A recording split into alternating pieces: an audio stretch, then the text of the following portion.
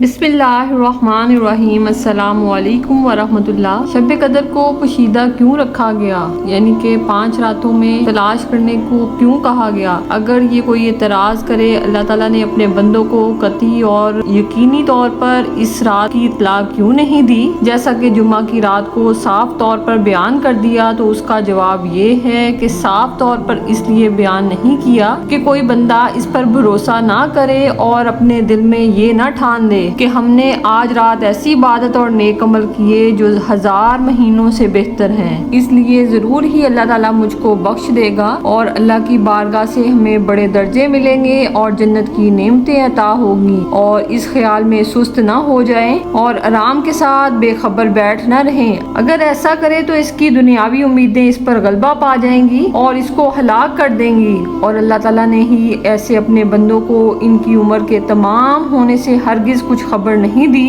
और इसकी वजह ये है कि अगर ये इत्तला दे देता तो बाद लोग ये समझ बैठते अभी मरने में बहुत दिन पड़े हैं, उस वक्त तक नफ्सियाती शहवत और दुनियावी लज्जत उठाएं और जब मौत नजदीक आएगी उस वक्त तौबा कर लेंगे और अपने रब की इबादत और बंदगी और नेकोकार मरेंगे। इसलिए अल्लाह ताला ने इनकी उम्रों की मुद्दत इनसे पोशीदा रखी है ताकि हमेशा खौफ और डर से रहें और नेक कामों का शुगल रखें और हमेशा तौबा करते रहें और अपने अमल को दुरुस्त रखें। बस जो लोग ऐसा करेंगे इनको दुनिया की लज्जतें भी मिल जाएंगी और आखिरत में भी अल्लाह ताला के अजाब से छूट जाएंगे। और फरमाया है अल्लाह ताला ने 5 चीज़ों से 5 चीज़ों को पोशीदा किया। पहली ये है कि लोगों की इबादत पर अपनी रजामंदी जाहिर करने को पोशीदा रखा है और दूसरे गुनाहों पर अपने गजब और गुस्से को पोशीदा रखा और तीसरी वस्त नमाज को बाकी नमाजों से पोशीदा रखा। चौथी ये अपने दोस्तों को आम लोगों की नजरों से छुपा रखा। 5वीं रमजान के महीने में शब कदर को छुपाया है। 5 रातों की बंदगी क्या है? अल्लाह ताला ने हजरत मोहम्मद सल्लल्लाहु अलैहि वसल्लम को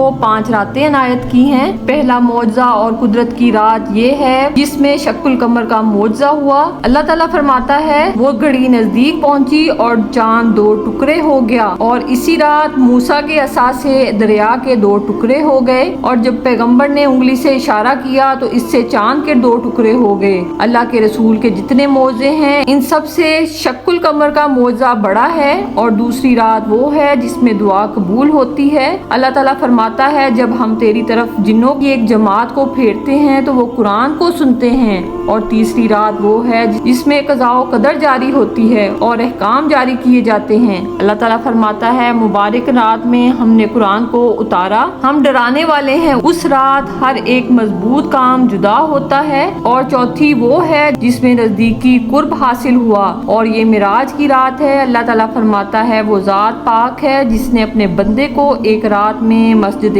हराम से मस्जिद अक्सा तक सैर कराई। और 5वीं रात सलाम और दरूद की है। अल्लाह ताला का कौल है इन्ना अंज़लनाहु फी लैलतुल क़द्र, आखिरी आयत तक। और इब्ने अब्बास कहते हैं जब शब कदर आती है तो अल्लाह ताला हज़रत जिब्राइल को हुक्म देता है कि तुम जमीन पर जाओ और जो सिदरतुल मुंतहा के रहने वाले हैं इनको भी अपने साथ लेते जाओ। और ये 7000 फरिश्ते हैं और इनके हाथ नूर के झंडे हैं। और हज़रत जिब्राइल अलैहिस्सलाम फरिश्तों के इस लश्कर को साथ लिए जमीन पर नाजिल होते हैं और अपना नेजा जमीन में गाड़ देते हैं। और फरिश्ते भी अपने नेजे इन 4 मकानों में गाड़ते हैं, खाना काबा के नजदीक, हज़रत मोहम्मद सल्लल्लाहु अलैहि वसल्लम की कब्र अनवर के नजदीक, बैतुल मुक़द्दस के नजदीक, मस्जिद तूर सीना के नजदीक। इसके बाद हज़रत जिब्राइल सब फरिश्तों को हुक्म करते हैं तुम सब इधर उधर फैल जाओ। फिर हर एक हुजरे, मकान और कश्ती जहाँ कोई मोमिन मर्द हो और मोमिना औरतें हों वो वहाँ पहुँच जाते हैं। जिस घर में कुत्ता या सूर या शराब या कोई जानी या जानिया हो, जिस घर में तस्वीर हो उसमें फरिश्ते दाखिल नहीं होते। ये सब फरिश्ते अल्लाह की तस्बीह और तहलील में मशगूल हैं और नबी करीम सल्लल्लाहु अलैहि वसल्लम की उम्मत के वास्ते बख्शिश की दुआ करते हैं। और सुबह हो जाती है फिर सब के सब आसमानों की तरफ चले जाते हैं और दुनिया के आसमान के फरिश्ते इनका इस्तकबाल करते हैं और इनसे पूछते हैं तुम किस जगह से आ रहे हो? अल्लाह ने बंदों की हाजतें पूरी करने के वास्ते क्या कार्रवाई की है? जिब्राइल जवाब देते हैं कि परवरदिगार जो अरहमर राहिमीन है उसने नेकों को बख्श दिया और बदकार लोगों को नेक आदमियों की सिफारिश से बख्शने का वादा किया है। जब आसमान के फरिश्ते ये सुनते हैं उससे बहुत खुश होते हैं और अल्लाह ताला की हम्दो सना अपनी आवाज़ों में बुलंद करते हैं नबी करीम अलैहिस्सलाम की उम्मत की जो मग़फ़िरत और अल्लाह की रज़ामंदी अता होती है, इनके शुक्रगुजार होते हैं। फिर वो दूसरे आसमान पर जाते हैं। इसी तरह हर आसमान पर फरिश्ते इस्तकबाल के लिए आते हैं और खुशी करते हैं।